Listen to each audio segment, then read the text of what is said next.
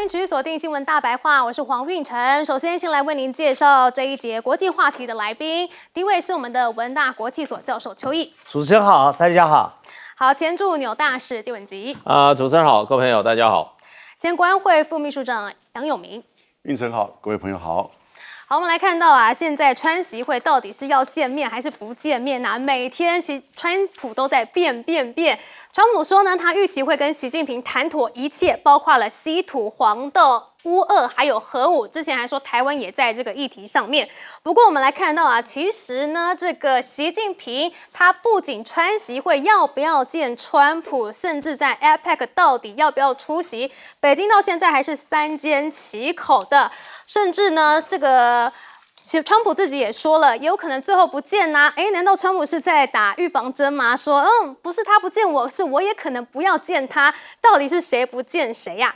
不过呢，我们可以看到，在川习会之前呢，目前我们的美奥勒冈州的参议长，他现在人是在北京的。韩正，我们的大陆国家副主席，他已经去会见他了。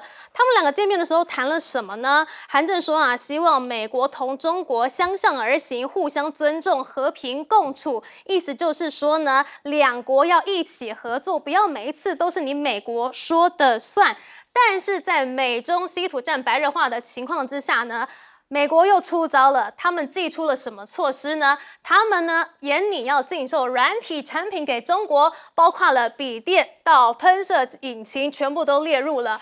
那这件事情实施出口管制，就导致美中的高科技贸易是相当的紧张了，甚至还说呢，针对这些产品的禁止出口，美国可能会与 G7 的盟友来进行协调。一方面踩得相当的硬哦，但是另一方面呢，美国的贸易代表也赴大马来会大陆官员讨论稀土问题。他们说他们要专注重启美国的稀土产能，希望减少对中国供给的依赖。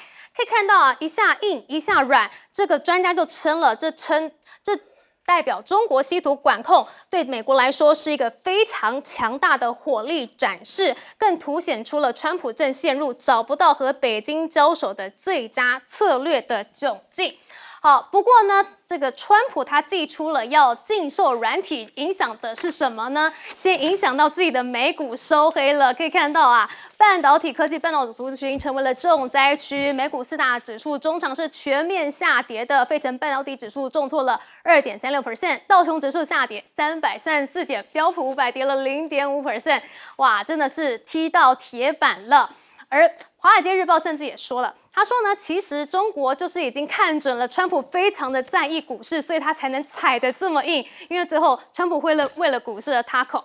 而另外一方面啊，就是这个最近的数据也出炉了，发现美国的进口商根本离不开中国制造，因为呢，从9月份的出口进而看到啊，从中国运往美国的9月比8月还要更高奇怪，关税不是一直都有吗？怎么还越来越高呢？看起来这个关税壁垒并不是坚不可摧的。而另一方面呢，现在两方啊都是在以升级来促降级这样的情况，而双方呢都锁定比较难缠的攻击者。什么是比较难缠的攻击者呢？像是啊，美国的商务部就是商务部长卢特尼克，可能他的说法就比较硬；那财政部长这个贝森特可能就是比较受市场欢迎，所以他们就去攻击这个商务部，然后去吹捧这个财政部。好，那这样子的情况呢？美国跟中国现在打得这么火热，那到底最后习近平会不会能够跟川习来一场川习会呢？首先，我们先来请邱毅委员来评论。中美之间的贸易战，尤其是这一次在韩国庆州 APEC 的峰会，川普跟习近平会不会见面？而这个见面是好会，还是最后会搞砸的坏会？是受到全球的瞩目，而就在这个会准备大家在关注的同时，在马来西亚的吉隆坡也正在进行中美的2个谈判团队的磋商。所以现在我来分析一下，川普一贯最喜欢玩的谈判的招数叫做引军入瓮。什么叫引军入瓮呢？他一开始给中国大陆提的条件是，我现在希望在这次 APEC 的峰会能够顺道的跟习主席大家来谈一谈大豆的问题，因为美国有很多的大豆原来是以中国为市场的，那现在中国转向巴西买，转向阿根廷买，美国这些中西部农业州的大豆几乎都快烂掉了，它的整个的谷仓也都要爆掉了，所以这时候要谈的是大豆的问题。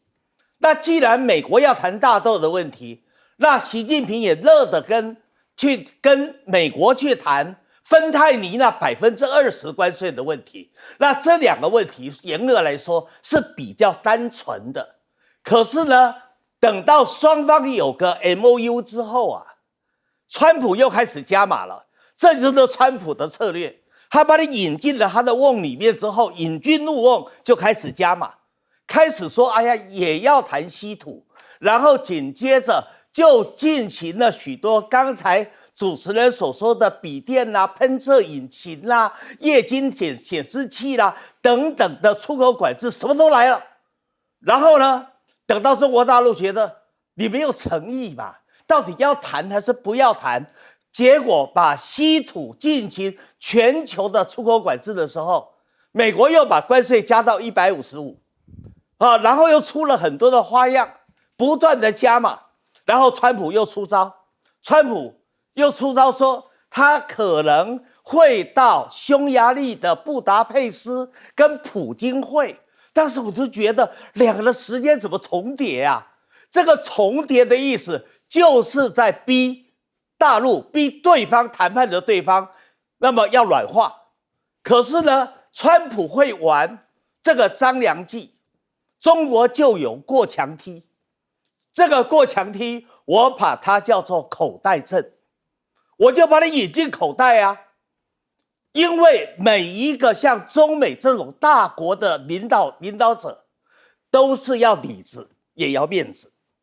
那既然要面子的话，那你现在中国保持神秘，我四中全会还没有开完，今天才要闭幕，所以我不能告诉你习近平到底去或不去，所以保持了一个悬念。可是呢，川普马上出发在即啊，因为他已经不去东盟的峰会了，那怎么办？他又跟高市早苗又约定了28号在日本要谈，也很重要啊，5500亿美元的投资额要落袋为安啊。另外还有采购呢，还有日本的防卫支出占 GDP 的比重都要谈啊。驻日5万美军，它的费用军费谁负担也要谈啊。所以日本行不能不去啊。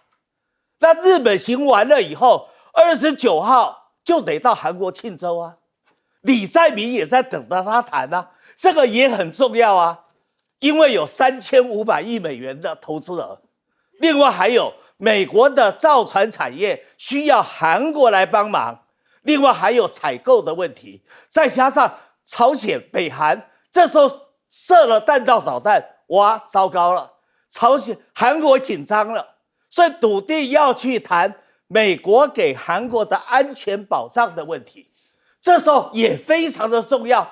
那川普人都出来了，你总不能在日本谈完，在韩国谈完以后，习近平没来，那他就得打道回府，不可能吧？这么丢纸脸了。那回到美国话，抗议他的人潮就更多了。好，所以他只好表现诚意。什么诚意？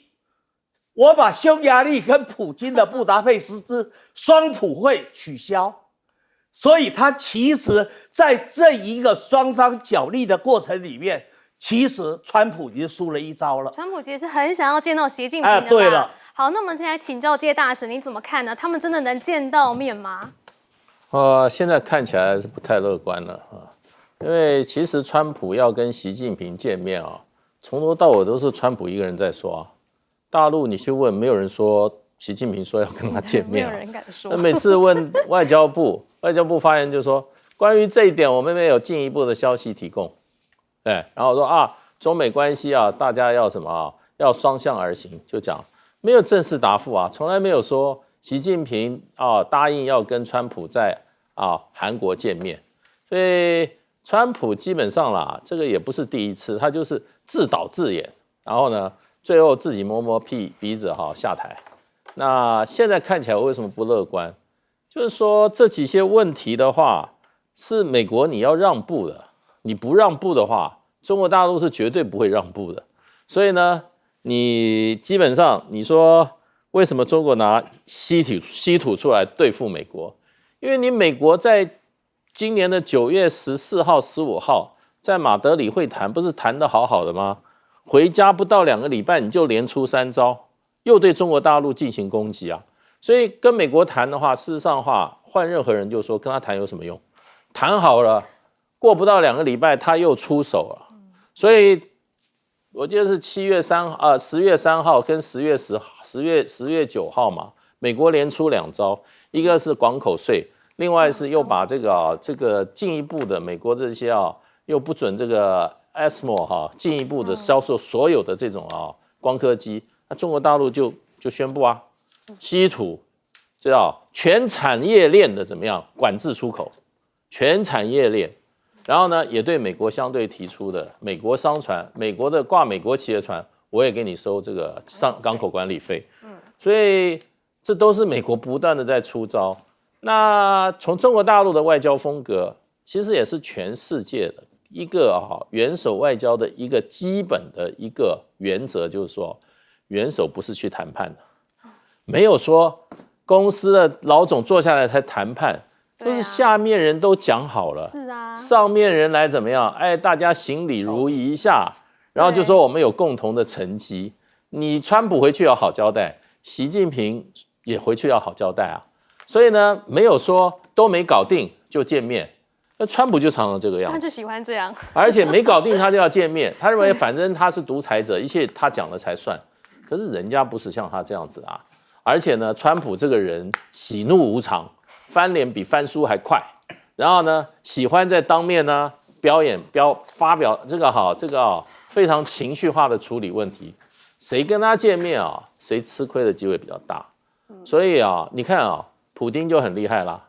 普丁就是说，这种没有见面没有什么实质意义，就不要见了。也是美国宣布突然要到匈牙利去跟这个川普要跟匈牙利要去跟这个普丁见面，人家普丁就最后就说没有什么意义就不去了。那现在习近平只是说还给你川普一点机会，也就是说你跟我要这些东西，你跟我要稀土，你跟我要黄豆，你要跟我要这个什么要核武这些问题的话，你都跟我要，我为什么都要给你？你给我什么？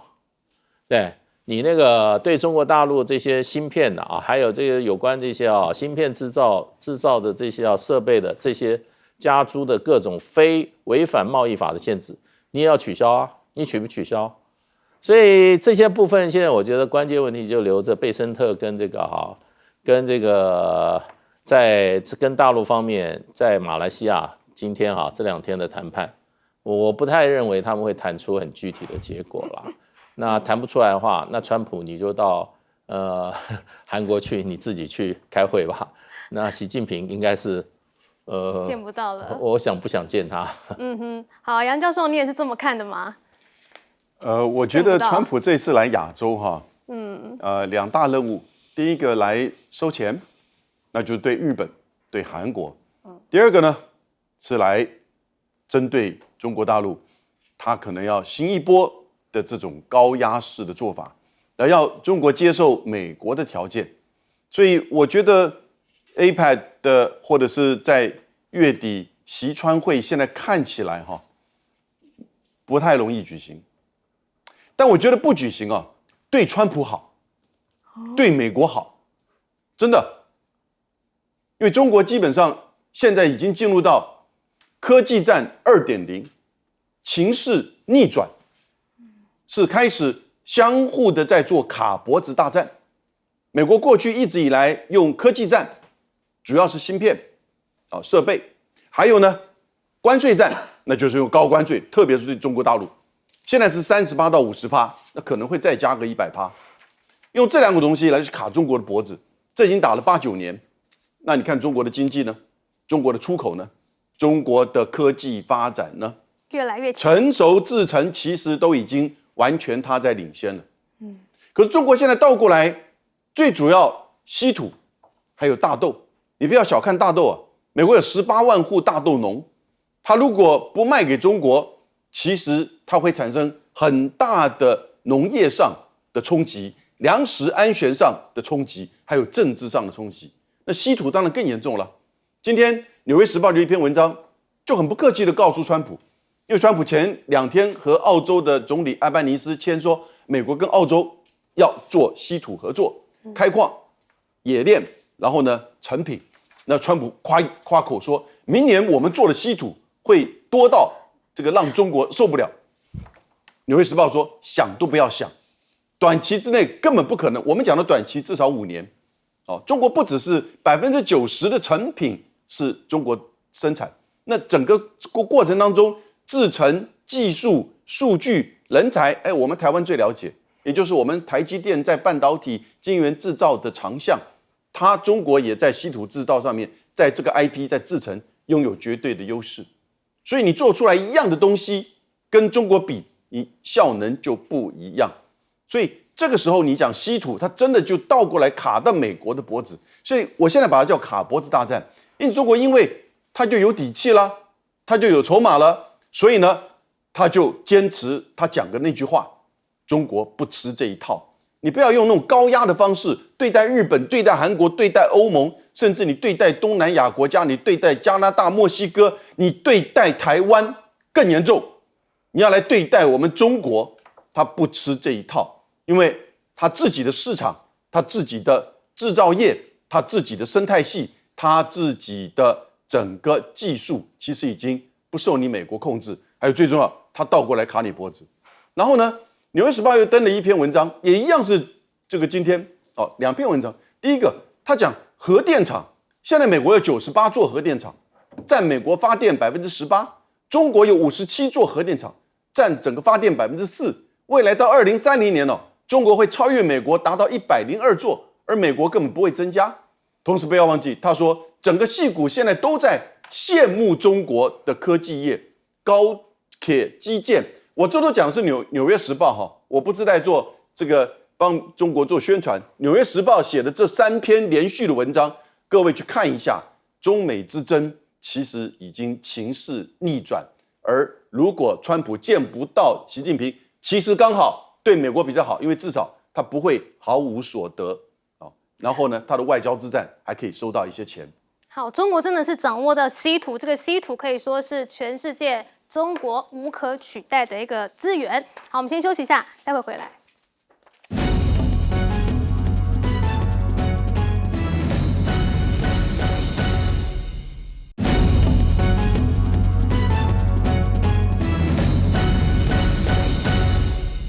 好，美国总统川普下周就要来到亚洲了，而他在印太方面的布局是如何呢？我们来看到他是怎么去拉拢盟友的。首先就是日本了，日本的今日首相高市早苗呢，他眼里呢要向川普来强调日本防卫的决心。哇，这真的是对中了川普的心啊！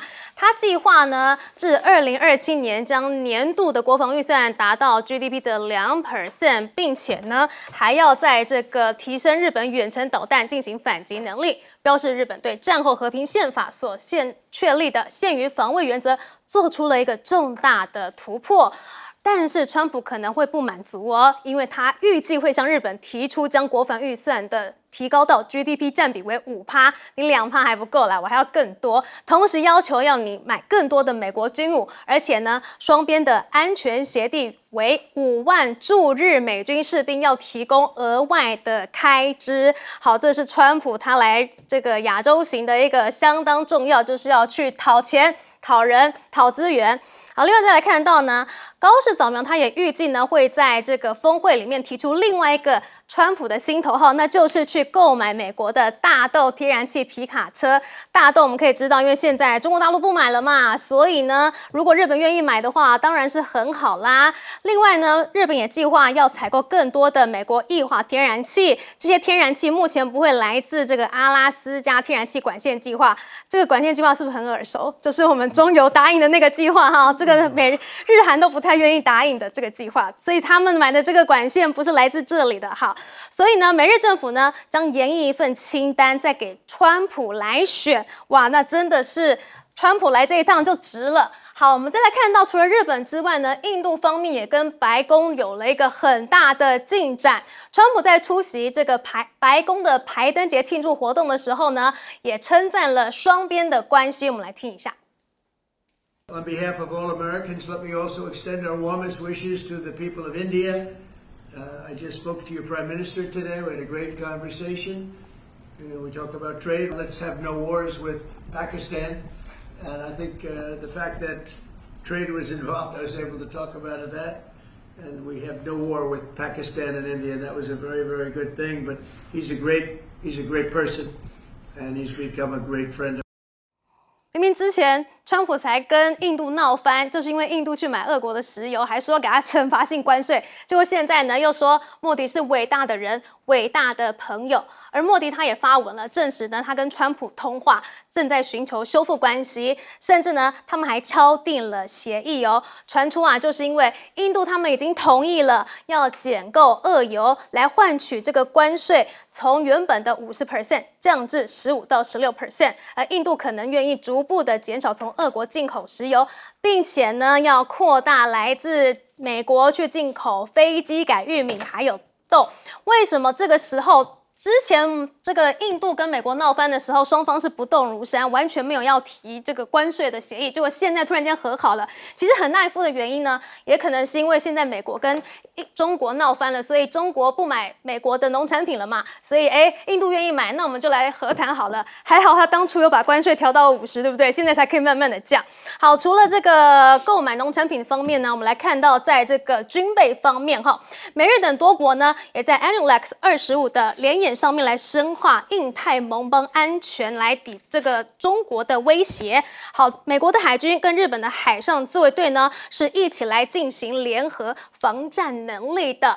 而这个新德里方面呢，也对于这个新任的日本首相高市早苗有很高的期待。他认为啊，他可能会像这个安倍一样，去与印太伙伴建立更紧密的关系。我们可以知道呢，安倍就是发起了美印日澳的4方安全对话，因此呢，也被称为是4方之父。而现在呢，外界认为他可能会像安倍一样，继续去关注印太地区。同时间呢，这个美军啊，2026年呢，也在印太地区去大规模实验，去部署数百的高空气球。这个高空气球之前中国也是飞了很多过来台湾嘛，那现在呢，美军它也要计划了，我们自己也要用这个气球、太阳能滑翔机以及其他的高海拔载具，要来验证战场监视以及干扰敌方目标的实战效益，提升军事能力。但是中国的军事能力还是很强啊！我们来看到它最新的什么隐形版直20曝光了，大陆曝光这个隐形版直20呢，它的设计蓝图，军事博主就分析了它的低噪音旋翼的战机优势呢，会不弱于美国的隐形黑衣直升机，未来势必会成为解放军特种部队执行斩首行动的重要利器。另外啊，还有一个新世代的轰炸机，大陆的隐形无人机也首飞了。这是由南华早报报道的，说有一段大型的曲柄风筝无人机影片露出了，传出呢这可能是类似美国的隐形轰炸机，但是目前呢还不明确它是不是一个这个大型的无人机。那这样子看起来呀，中国目前在中南海的布局，还有美国的盟友战略，美国能不能够因此去来制衡中国呢？我们先来请教介大使。美国事实上要制衡中国的能力是有限的啊。为什么呢？因为中国大陆是核子大国，所以美国基本上它不会跟中国大陆主动寻求军事的冲突，因为这个一冲突起来的话，如果往上升高的话，那会造成美国本土受到核子武器的攻击啊，最后造成美国的毁灭。除非美国自己本土已经先受到攻击，要不然我想美国不会会尽最大的可能避免跟中国大陆进行有任何的武装冲突了。那它只有靠什么？美国就是要靠这些盟邦了。所以现在的过去是靠美国核资产保护的这些什么韩国日本菲律宾这些国家，现在在川普的战略眼光里面都是怎么样？都是美国的棋子如果要跟中国大陆军事冲突的话，日本先上，韩国先上，菲律宾先上那问题就变日本人国际政治的经验，还有他国内这个敏感度是比较强的，不会这样子一头扎下去跟美国人他是要利用美国人，不是被美国人利用。你要知道日本的国际政治经验不是那么欠缺的，韩国人一样，韩国也是说我跟美国联盟是要利用美国人，不是被美国人利用，连菲律宾人都很清楚。那可是呢，这个美国发觉最好骗的就是怎么样，跟他既没有这些同盟条约，也没有任何对你任何承诺的，然后呢，发觉对他这是百依百顺，叫他拿1650亿的这个钱觉得还怎么样？自我解说嘞，说哎呀，这个是什么？这是我们台湾的高科技的全球布局，我们台湾的台湾的芯片产业走向全世界，这是我们一个力量的扩散这个就是说阿 Q 到这种程度所以呢，现在美国的策略已经很清楚了。美国现在有一个策略，其实他的盟邦都很清楚，叫什么？大撤退，明着往向是进，实际上是撤，然后他要谁进呢？他要日本进，他要韩国进，他要台湾进，所以呢，还要叫菲律宾进。那很怕就是说，这4个美国想要做他棋子的就看谁头脑最昏庸，最后呢，真的上美国当，真的上场替美国利益来怎么卖命，最后呢，美国在后面怎么样坐收渔利。好，不是都说台湾有事，其他国家有事吗？怎么现在看起来不是这样的？邱毅委员。印度不要把这个高市早苗给高估了。那如果美国川普还认为说他布局印太，然后找到了浮木，这个浮木就是日本的新内阁，那真的就大错特错了。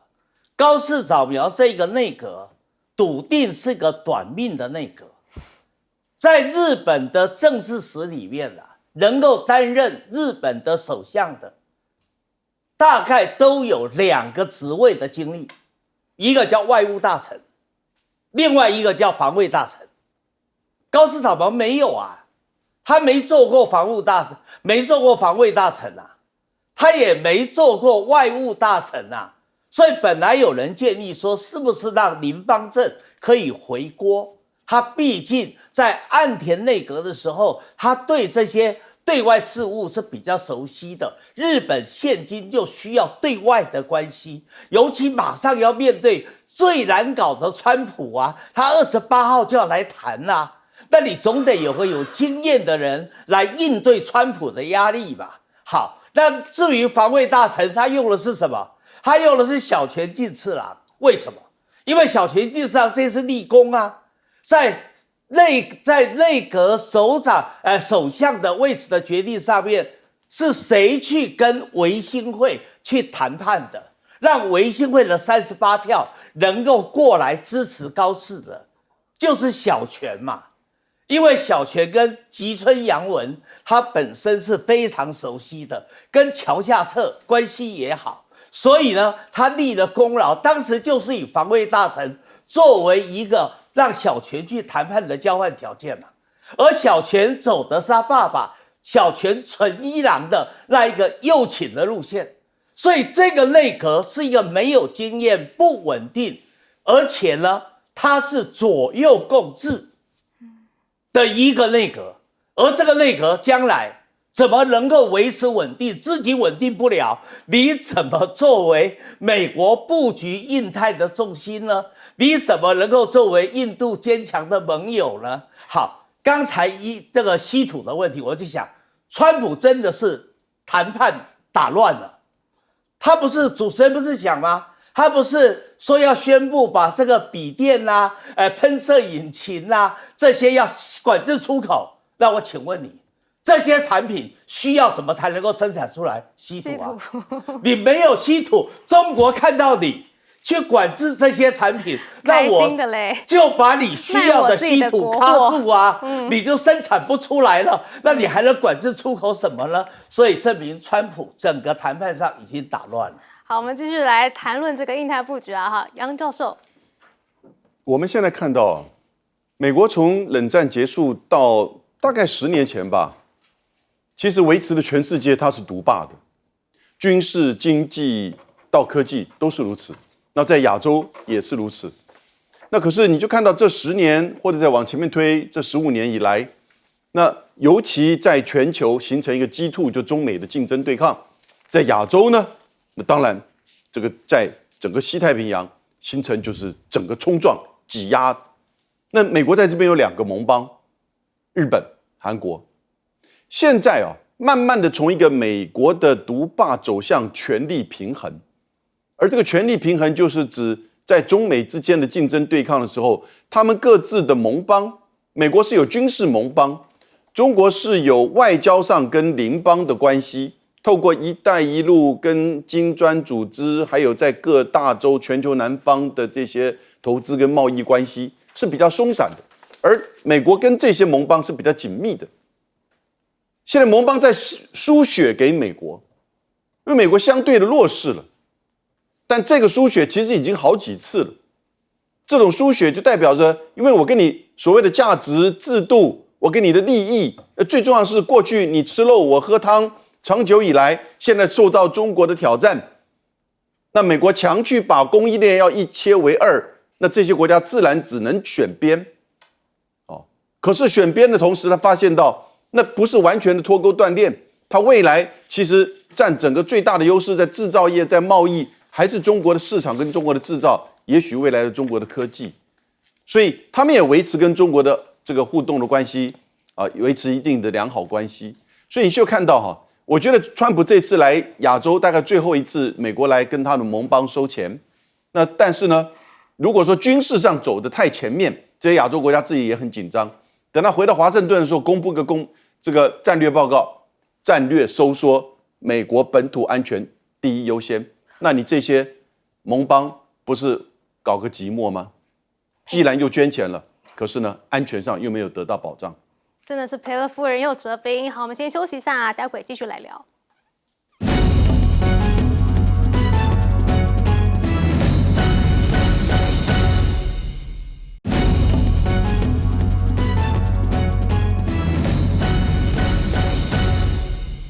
好，来看到美国现在不仅是跟中国的贸易战正打得火热，在美国内部自己的财政上面似乎也是出了状况。我们来看到现在美债已经达到了新高了。美国的国债总额是首次超过了38兆美元，人均负债是11万美元。好，不过呢，美债很高，大家还是不担心的。反正美国本来就是一直在借钱嘛，有投资就好啦。但是怎么样呢？美国其他的财政状况同样是很令人担忧的。尤其现在在关税战的威胁之下呢，传出大陆跟日本还有韩国3方呢要来谈货币。怎么说呢？现在呢，大陆正在与日本还南韩就可能的3边货币互换来进行谈判，要加强该地区的金融安全网。难道是要把美国给排除在外吗？另外，我们再来看到其实现在呢，很多的国家都慢慢的在去美元化了，像是呢越来越多的海外客户，尤其是来自东南亚、中亚还有非洲等新兴市场的客户呢，现在都主动提出了要用人民币来进行结算。广交会就是也说了，这现在都在去美元化。为什么会有这样子去美元化的机制呢？首先当然是因为这些新兴市场呢，他们本来就缺美元嘛。再来就是因为现在美元实在是贬太多了，如果不用美元结账，的话呢，或许这个出口也比较不会赔这么多钱。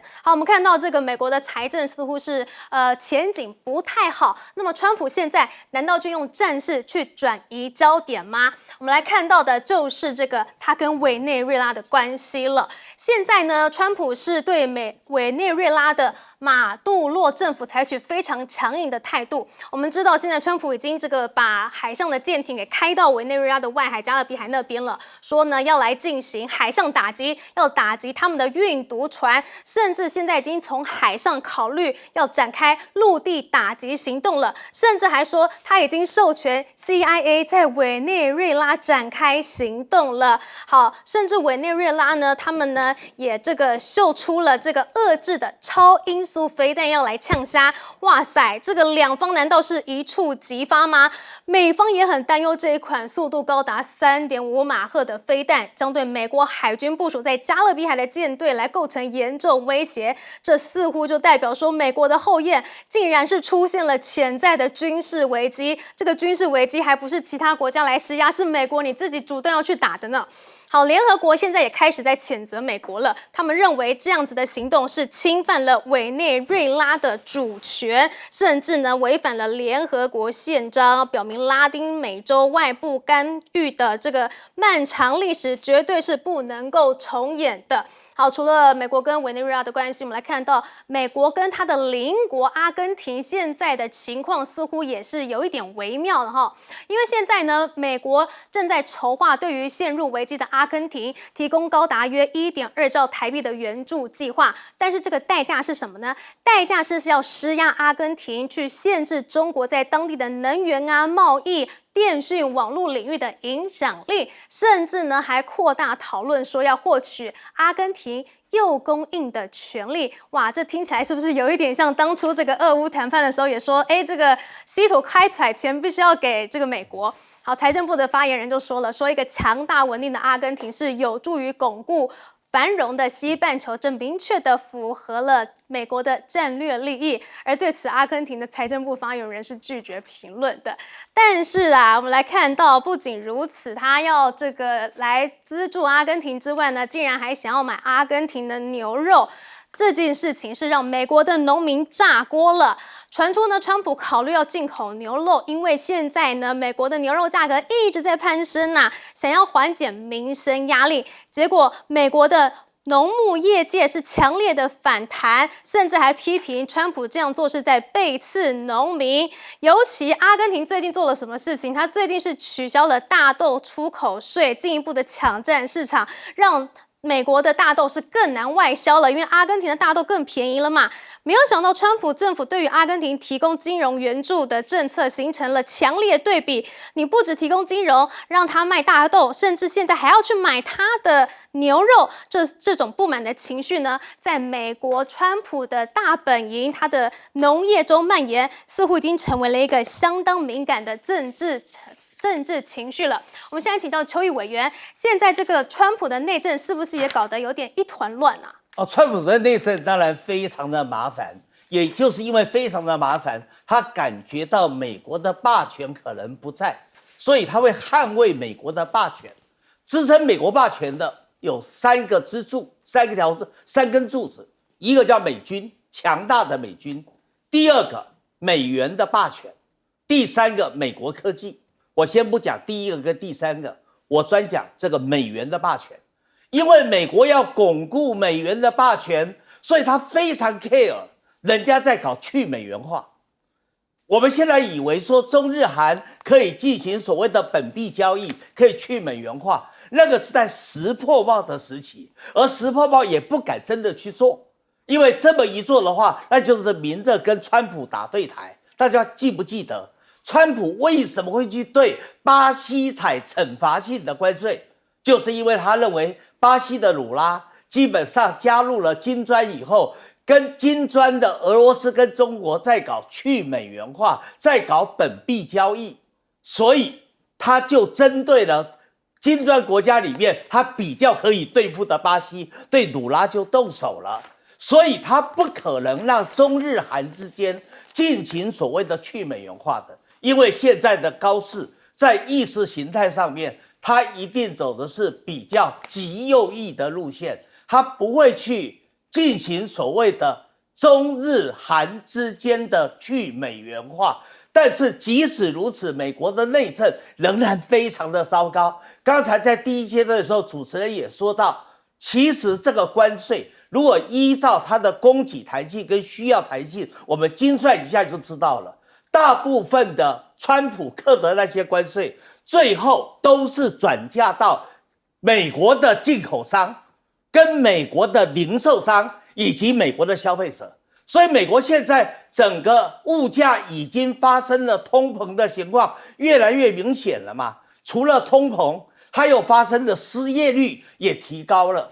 所以当失业跟通膨都发生的时候，美国的经济出现了最严重的问题，叫做停滞性膨胀。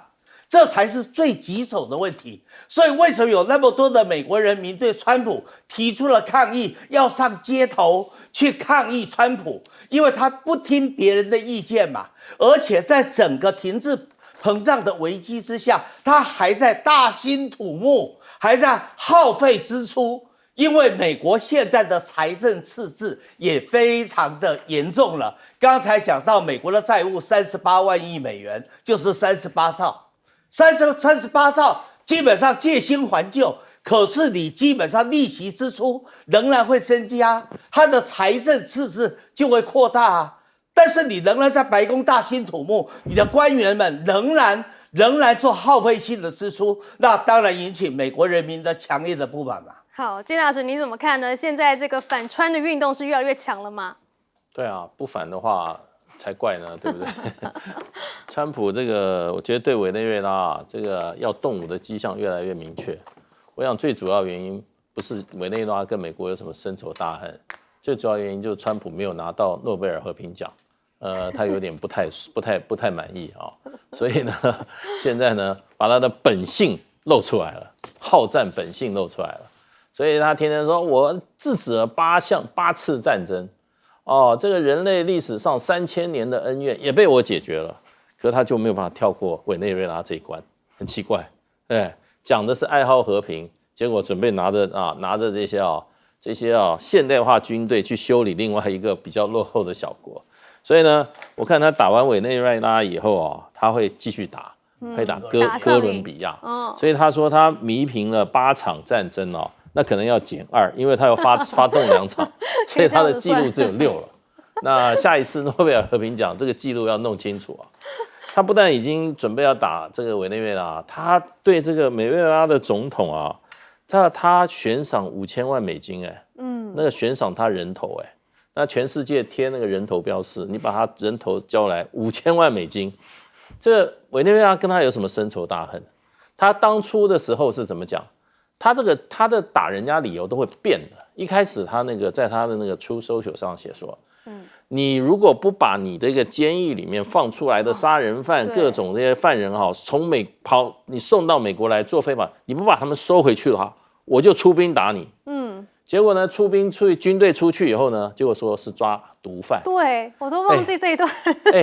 可以变来变去的。变来变去，对，真是欲打其人欲打其国，必有其罪。所以呢，川普说实话，这种搞法的话，我觉得整个拉丁美洲国家将来会联合起来对付他。所以呢，有川普在，我想离他越远，就是是一种幸运。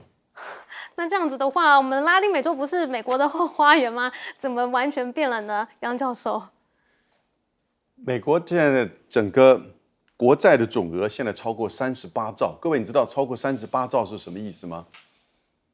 他每年要还的利息已经来到1.22兆，光是利息的部分，这个38兆还是不动，所以他在24年的时候，他一年的政府的支出是6.75兆，虽然他的收入其实只有4点多，不到5兆，所以他有很严重的这个政府的预算，赤字预算，但是他的6.75兆里面要还给国债的利息就1.22兆，然后呢，军费还不到1兆，社会支出也不到1.2兆。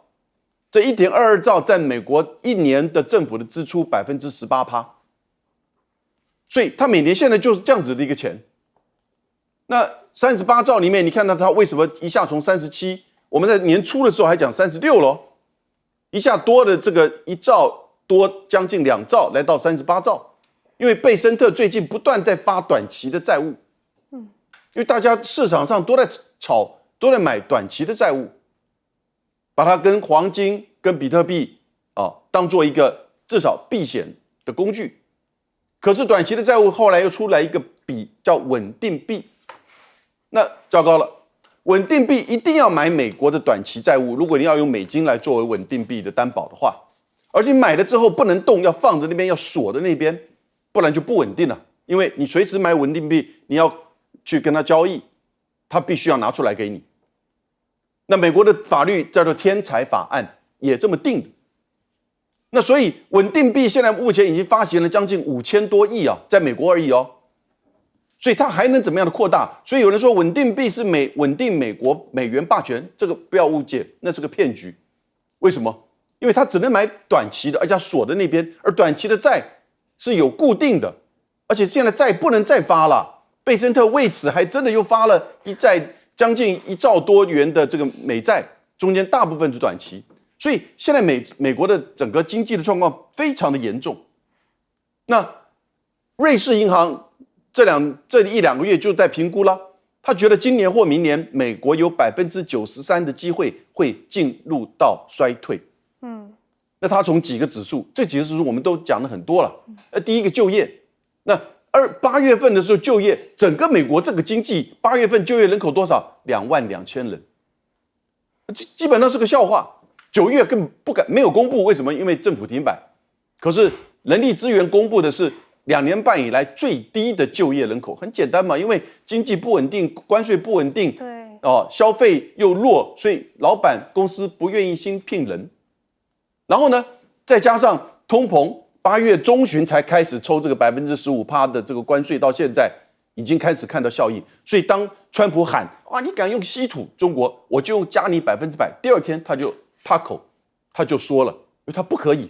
现在中国来的商品已经占了至少30%起跳到50%，你再加个100%，那货架上的东西没了，因为就没有什么经济意义了嘛。